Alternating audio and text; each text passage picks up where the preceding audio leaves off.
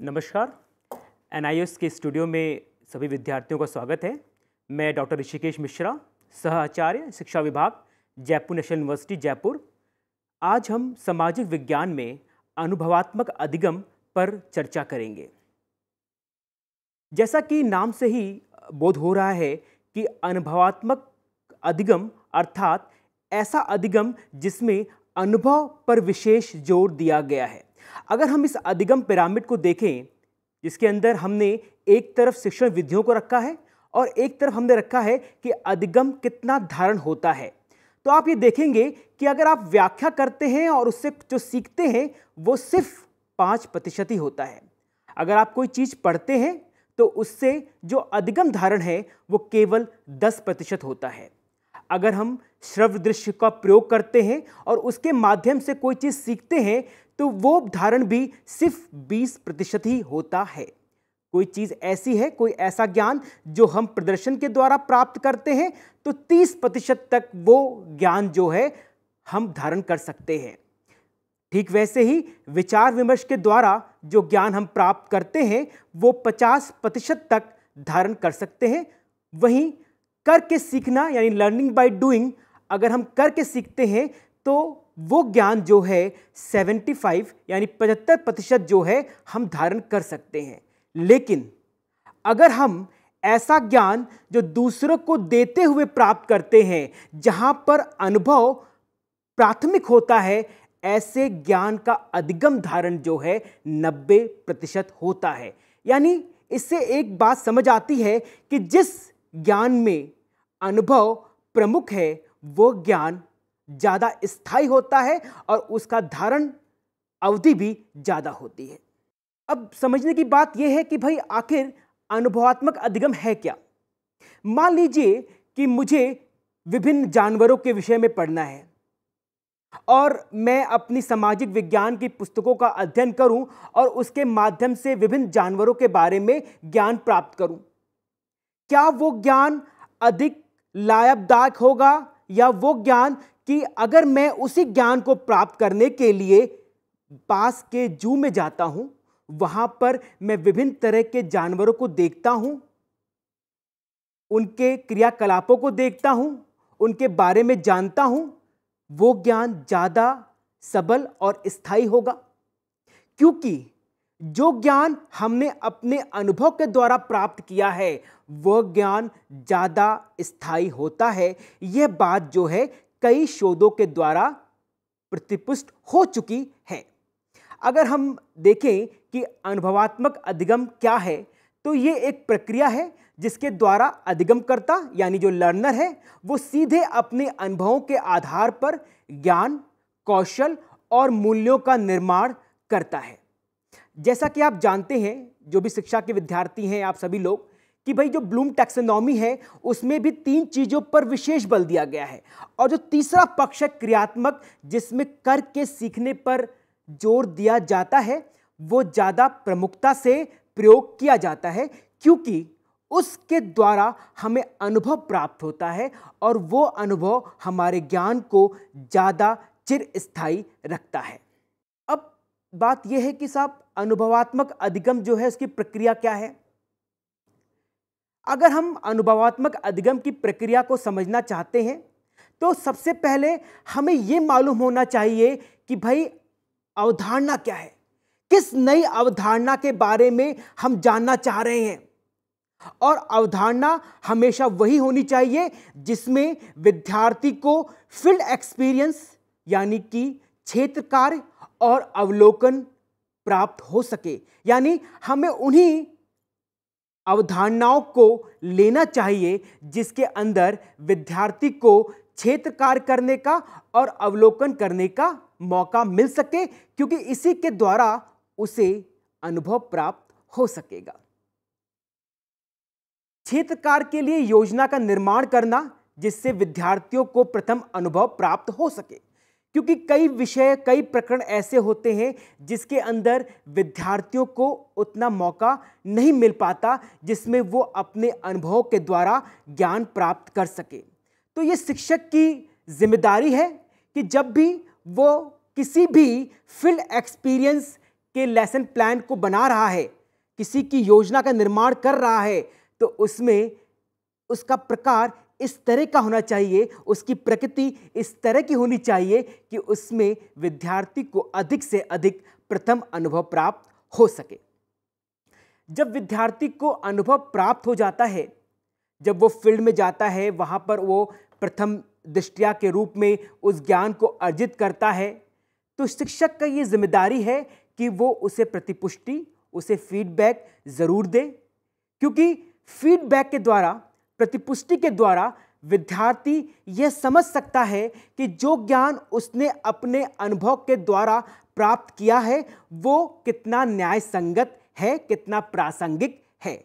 और जब शिक्षक को ये लगता है कि ये जो ज्ञान है ये प्रासंगिक है और इस विषय के लिए बड़ा उपयोगी है, तो उस ज्ञान को वो अन्य विद्यार्थियों के साथ साझा करता है और अंततः विद्यार्थी व शिक्षक जो भी अर्जित ज्ञान है उसकी वैधता को ज्ञात करते हैं कि ये जो ज्ञान हमने प्राप्त किया है वो हमारे इस अनुभव के लिए कितना वैध है। कभी कभी ऐसा होता है कि जब हम फील्ड एक्सपीरियंस में जाते हैं, क्षेत्र कार्य में जाते हैं, तो हम ऐसे कई अनुभवों को प्राप्त करते हैं जो हमारे लिए इतने उपयोगी नहीं होते हैं। इसलिए अंतिम पड़ाव के अंदर हमें ये देखना है कि जो ज्ञान हमारे लिए ज़रूरी है उन्हीं को ही हम वैधता प्रदान करें। विद्यार्थियों, यहाँ पर यह समझने की बड़ी आवश्यकता है कि जो अनुभवात्मक अधिगम है उसका चक्र क्या है, क्योंकि जब तक हम इसके चक्र को समझ नहीं सकेंगे हम अनुभवात्मक अधिगम को भी समझ नहीं सकेंगे। तो जब हम इसके चक्र की बात करते हैं, इसकी साइकिल की बात करते हैं, तो जो इसका पहला प्रतिमान है वो है अनुभव करना। यह इस चरण का प्राथमिक अवस्था है। प्राय कोई भी क्रियाकलाप जिसमें स्वमूल्यांकन या अंतर्वैयक्तिक क्रिया शामिल होते हैं उनको अनुभवात्मक अधिगम के भाग की तरह उपयोग कर सकते हैं। यानी हम ऐसे कोई भी क्रियाकलाप जिसमें हमें मौका मिले कि हम अपना मूल्यांकन स्वयं कर सकें और जो हमारे साथ अन्य बालक या अन्य छात्र शामिल हैं उनका भी मूल्यांकन हो सके, इस तरह के क्रियाकलापों को स्थान देना चाहिए। दूसरा जो इसका चरण का भाग है वो है प्रकाशन। जब बच्चों को यानी विद्यार्थियों को क्रियाकलाप का अनुभव हो जाता है तो इसके बाद अनुभव के दौरान क्या अवलोकन किया, क्या महसूस किया, इस जानकारी को आपस में बांटने या प्रकाशन के लिए तैयार हो जाते हैं। ऐसी कई क्रियाकलाप होते हैं जिसमें विभिन्न प्रकार के विद्यार्थियों को अलग अलग अनुभव होते हैं और ज़रूरी है कि जो विद्यार्थियों को वो अनुभव प्राप्त हो रहे हैं वो अनुभव प्रकाशित हों, क्योंकि अगर वो अनुभव प्रकाशित नहीं होंगे तो उनकी जो धारणा है वो बदल नहीं पाएगी। तो ज़रूरी है कि आप जो भी अनुभव करें, जो भी महसूस करें, जो भी अवलोकन करें, वो सभी के सभी चीज़ों को प्रकाशित करना ज़रूरी है, अति आवश्यक है। अगर हम इसके तीसरे चरण को देखते हैं तो यहाँ पर है प्रक्रिया बनाना। यह चरण इस अधिगम चक्र का केंद्र बिंदु है। यह चरण इस चक्र का समूह गातिक अवस्था है जिसमें समूहों के सदस्यों के द्वारा बांटे गए अनुभवों का व्यवस्थित मूल्यांकन होता है। यानी कि अगर हमने कोई भी क्रियाकलाप संपन्न किया और इसमें विभिन्न विभिन्न विद्यार्थियों के विभिन्न विभिन्न अनुभव प्राप्त हुए तो ज़रूरी है कि हम इन चरण के अंदर उन सभी अनुभवों को व्यवस्थित करके उनका मूल्यांकन करें। अनुभवात्मक अधिगम के चक्र के संदर्भ में जो चौथा चक्र है वो है सामान्यीकरण करने का। जो ज्ञान जो प्रक्रिया के माध्यम से हमने व्यवस्थित कर लिया है, उसका मूल्यांकन कर लिया है, अब इस अवस्था में समूह में प्राप्त किए गए अनुभवों में समानता है या नहीं, इस बारे में समूह के सदस्य जागरूक रहते हैं और इस बात पर अपना ध्यान केंद्रित करते हैं। क्योंकि किसी भी क्रियाकलाप के प्रति सामान्य विचार होना अति आवश्यक है। यदि मान लीजिए आप कोई क्रियाकलाप कर रहे हैं, ऐसे मैं अगर उदाहरण के द्वारा इसको समझने की कोशिश करूं कि अगर कोई विद्यार्थी जो है दिल्ली आकर कुतुब मीनार का भ्रमण करने जा रहे हैं और सभी सदस्यों ने वहां के आसपास की चीजों को देखा, तो जो उन्होंने अवलोकन किया, उसके बाद जो ज्ञान उन्होंने साझा किया, हमें इस बात पर विशेष ध्यान रखना है कि जो अनुभव हर विद्यार्थी प्रकाशित कर रहा है, क्या उसमें समानता है या नहीं है। और क्योंकि वो चीज एक है, तो उसमें विभिन्नता, विषमता होना अति आवश्यक नहीं है। जरूरी यह है कि विषमता ना हो, समानता हो। और जब हमें लगता है कि इस क्रियाकलाप के जो ये विचार, ये अवलोकन, ये अनुभव जो समानीकरण होकर हमारे सामने आ गए हैं, अब हम इस अंतिम अवस्था में इनको लागू कर सकते हैं और इसको लागू करने में शिक्षक जो है वो विद्यार्थियों की सहायता करता है। ये एक चित्र के माध्यम से समझने की आप कोशिश कीजिएगा कि किस तरह से जो पहला इसके अंदर चरण है, प्रयोगीकरण अधिगम के प्रभावी उपभोग की योजना। हमें पहले योजना बनाना है, उसके बाद अनुभव क्रियाकलाप करने हैं, फिर तीसरा प्रक्रिया, विधि, पैटर्न और गतिक की चर्चा, जो हमें अनुभव प्राप्त हो रहे हैं, ठीक है। उसके बाद उन अनुभवों को प्रकाशित करना और फिर उनको समानीकरण करके वास्तविक जगत के सिद्धांतों के रूप में विकसित करना। यही अनुभवात्मक अधिगम का चक्र है और इसको समझना अति आवश्यक है। अब हम इस अनुभवात्मक अधिगम को समझने के लिए एक उदाहरण का प्रयोग करते हैं। इस उदाहरण के माध्यम से हम एक नई अवधारणा जो बच्चों को समझाने जा रहे हैं, जिसमें विद्यार्थियों को वास्तविक अनुभव प्राप्त हो सके, उसके लिए हमने एक अवधारणा का चुनाव किया, जिसका शीर्षक भी चुनाव है, इलेक्शन।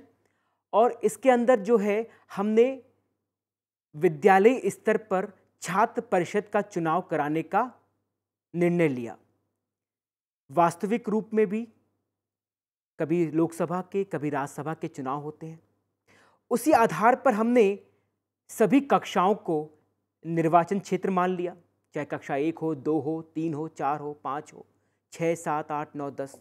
तो ये जितनी भी कक्षाएं हैं वो हमारे इस अवधारणा के अंतर्गत एक निर्वाचन क्षेत्र है।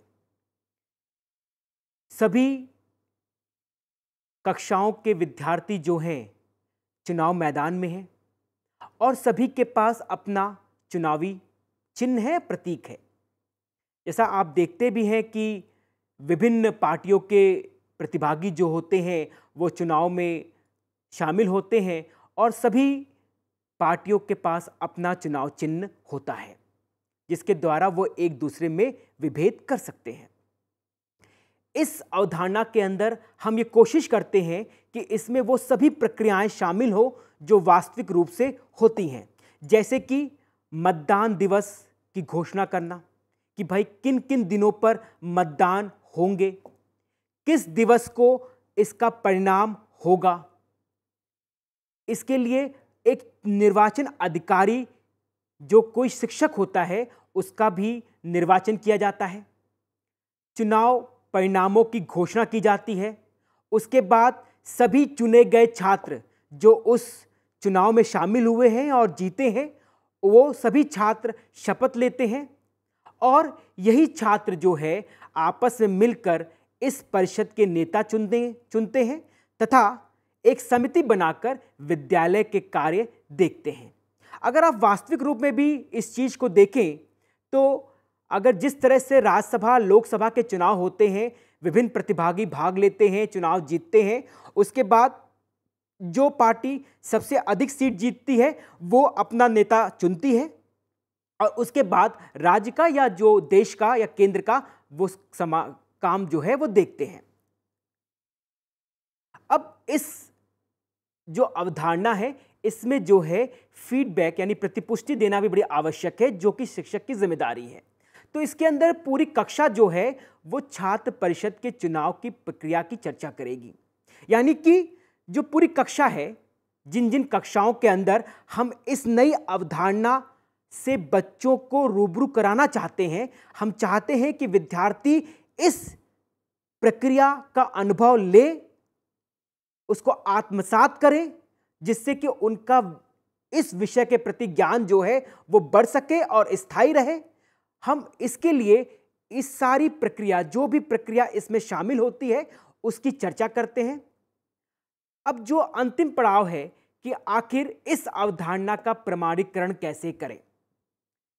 आपने देखा कि हमने इन सभी चीज़ों में जो भी अवधारणा बनाई, उसको हमने वास्तविक रूप में करने का ही प्रयास किया। अब अगर हम उसे कक्षा के अंदर उसको प्रमाणीकृत करना चाहते हैं तो उसके कई तरीके हैं।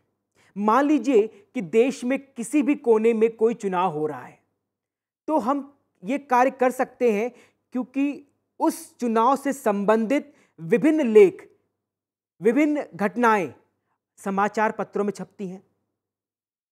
चाहे तो हम उन समाचार पत्रों में से उन घटनाओं को काट के उसका एक कोलाज बनाकर कक्षा में प्रदर्शित कर सकते हैं।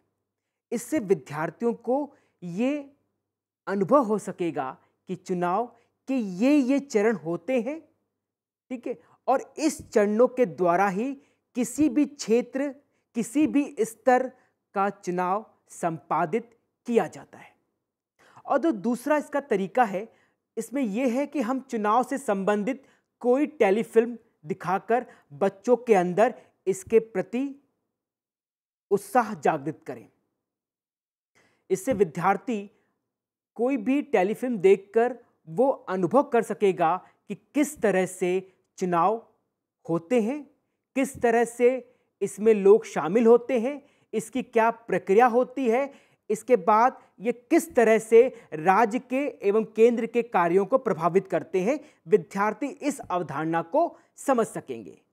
और जो तीसरा, और जिसको हम कहें कि सीधे प्रथम अनुभव प्राप्त करना, इसमें इसके अंतर्गत हम ये कर सकते हैं कि हमारे क्षेत्र में, हमारे राज्य में कोई भी स्तर का चुनाव हो रहा हो, चाहे वो ग्राम पंचायत का हो, पंचायत समिति का हो, जिला परिषद का हो, राज्यसभा का हो, लोकसभा का हो, विधानसभा का हो, इसमें हम सीधे भागीदारी ले सकें। ये वस्तुतः शायद होना मुश्किल है, लेकिन जो लोकल बॉडीज होती हैं, जो आपके ग्राम पंचायत है, पंचायत समिति है, या जिला परिषद है, या नगर निगम है, या नगर पालिका है, इन चुनाव के अंदर हम भागीदारी ले सकते हैं। और इनमें हम भागीदारी लेकर हमें इस अवधारणा का प्रथम अनुभव जो है वो प्राप्त हो सकेगा। तो इस तरह हम ये देखते हैं कि अनुभवात्मक अधिगम जो है वो अनुभवों पर आधारित है। जो चीज़ें हम करके सीखते हैं, जो अपने अनुभव के द्वारा सीखते हैं, वही ज्ञान हमारे लिए स्थायी होता है। इसके लिए ये ज़रूरी है कि हम अनुभवात्मक अधिगम के विभिन्न चरणों को समझ सकें, उसके चक्र को समझ सकें। अगर हम उसके चक्र को, उसकी प्रक्रिया को समझ नहीं सकेंगे तो हम अनुभवात्मक अधिगम को भी समझ नहीं सकेंगे। और सामाजिक विज्ञान के अंदर विशेषतः हम अनुभवात्मक अधिगम पर ही विशेष बल देते हैं। इस तरह हम ये देखते हैं कि अनुभवात्मक अधिगम जो है, जो कि सामाजिक विज्ञान विषय के एक महत्वपूर्ण विधि के रूप में आजकल ज़्यादा प्रचलित है, क्योंकि आज का जो शिक्षा अधिगम प्रक्रिया है उसमें छात्र केंद्रित ना होकर समूह केंद्रित की तरफ हम अग्रसर कर रहे हैं। पहले ये शिक्षक केंद्रित था, फिर ये छात्र केंद्रित हुआ, आज हमारा बल जो है वो समूह केंद्रित पे है। तो इसके लिए ज़रूरी है कि हर एक विद्यार्थी वो हर एक प्रक्रिया के अंदर शामिल हो, उसमें अपने अनुभव प्राप्त कर सके और उस अनुभवों का प्रकाशन कर सके। और हमें कोशिश करनी चाहिए एक शिक्षक होने के नाते कि हम किसी भी क्रियाकलाप से संबंधित ज्ञान को सामान्यीकरण कर सकें और फिर उसे लागू करें। लेकिन इसके लिए ज़रूरी है कि जो हमारा विद्यार्थी है वो पहले इस अवधारणा को समझ सके कि अनुभवात्मक अधिगम है क्या, इसके क्या चरण हैं, इसकी क्या प्रक्रिया है। और जब विद्यार्थी इस चीज़ को समझ सकेगा तो वो अनुभवात्मक अधिगम को समझ सकेगा और उसका प्रयोग जो है वो अधिक से अधिक कर सकेगा अपने ज्ञानार्जन में। और जब वो ज्ञानार्जन में इसका प्रयोग करेगा तो वो उसका लाभ उसे अवश्य मिलेगा। इन्हीं शब्दों के साथ मैं इस विचार चर्चा को यहीं पर समाप्त करता हूं और NIOS के इस DL प्रोग्राम में उम्मीद है कि हम आपस फिर मिलेंगे एक नए विषय के साथ, एक नई चर्चा के साथ। धन्यवाद।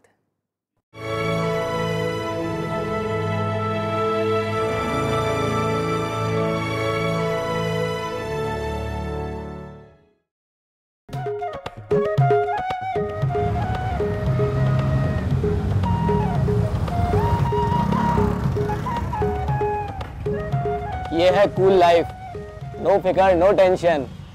एक हम है कंगले। पर यार एक्सीडेंट हो गया तो? तू भी जनानियों की तरह उधेड़-बुन में लगा रहता है। जिंदगी एक ही बार मिलती है, एंजॉय। अब कहाँ चल दिया? मेरी इकोनॉमिक्स की क्लास है। अबे तेरे बिना वहां क्या कमी रह जाएगी? मैं ये चैप्टर नहीं समझ पाऊंगा। जा बाय।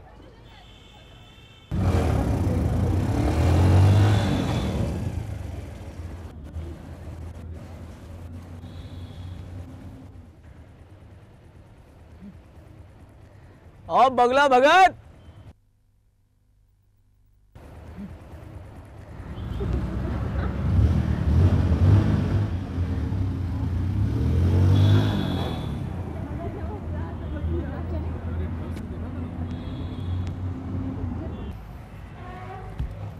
यार तू तो रहेगा हमेशा कुएं का मेढक, लेकिन भैया हम तो दुनिया में फुल ऐश करेंगे। यार तू समझता क्यों नहीं यार? क्या अक्ल मुझे भी है, मुझे पता है कि हमें नौकरियां करनी होंगी।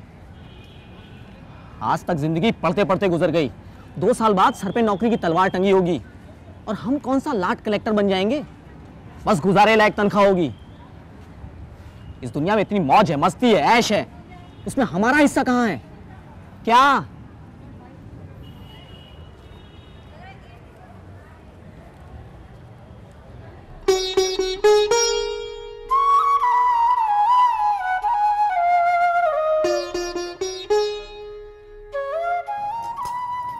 ले बेटा खा। चाची जी आप सुबह से रात तक काम करती हैं, थक नहीं जाती? हाँ थक तो जाती हूँ बेटा, पर क्या करूँ, अब तो सुरेंद्र की बहू ही आकर के आराम देगी। बहू क्या ऐसे ही आ जाती है? खर्चा करना पड़ता है, बहुओं को कुछ देना भी पड़ता है। अरे मेरी बहू आए तो सही, मैं उसे सोने की चूड़ियां पहनाऊंगी, सोने की। हाँ अरे अब मोबाइल क्या देख रहा है? तुझे क्या मालूम, मैंने एक एक पैसा जोड़ जोड़ कर अपनी बहू के लिए सोने की चूड़ियां बनवाई हैं।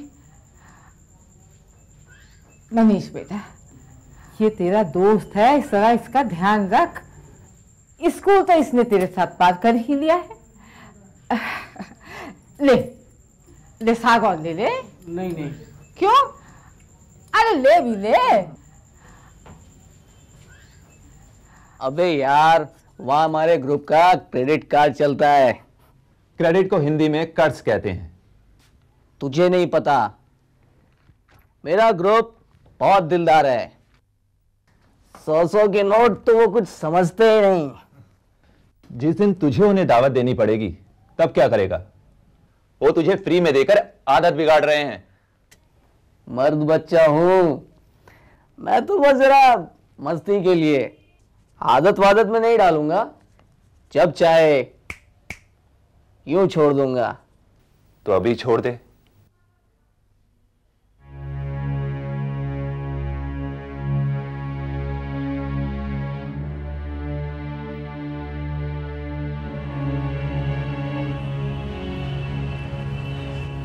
क्या हुआ? मना कर गया। मैं तो पहले ही कह रहा था, गोली मारो उसे। इसकी भेजे में बात नहीं आएगी। इसकी किस्मत में खुश रहना नहीं लिखा है।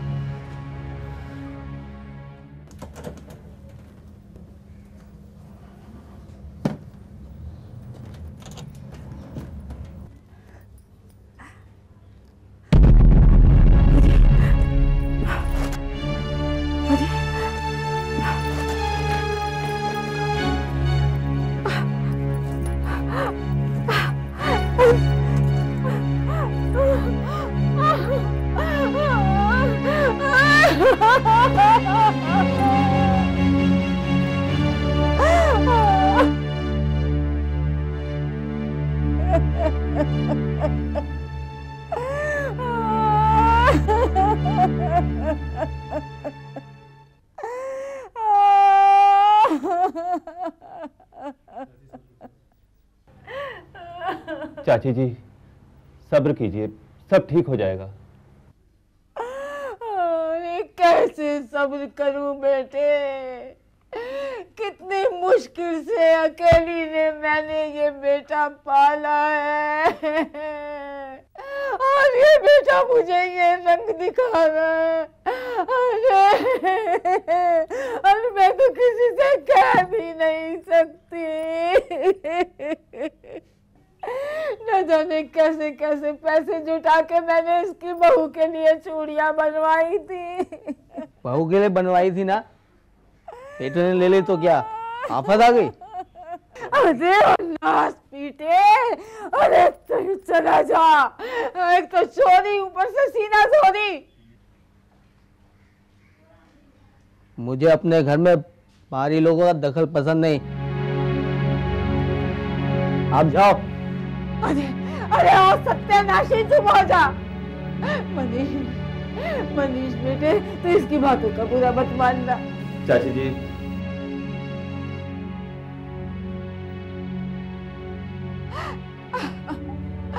बहुत बुरा किया तूने बहुत बुरा किया।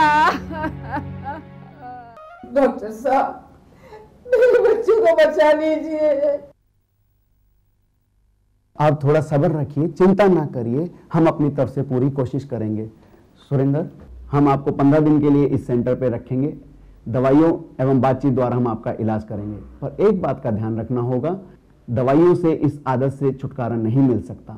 इसके लिए आपको अपना आत्मविश्वास बढ़ाना होगा, और अगर इस आदत को छोड़ने की तुम मन में ठान लो तो दुनिया की कोई ताकत आपको रोक नहीं सकती। इस बात को हमेशा ध्यान रखना।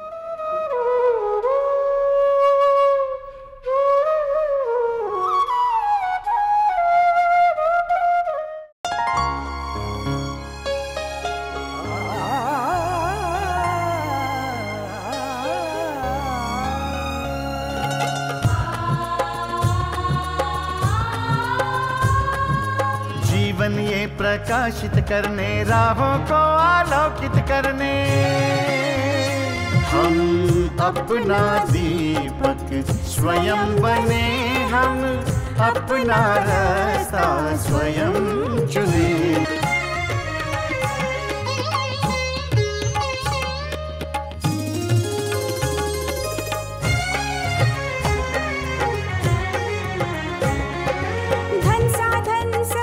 सीमा से विद्यालय जो मुक्त हो, धन साधन समय की सीमा से विद्यालय जो मुक्त हो। कभी पढ़े हम कहीं पढ़े वे विषय की लोच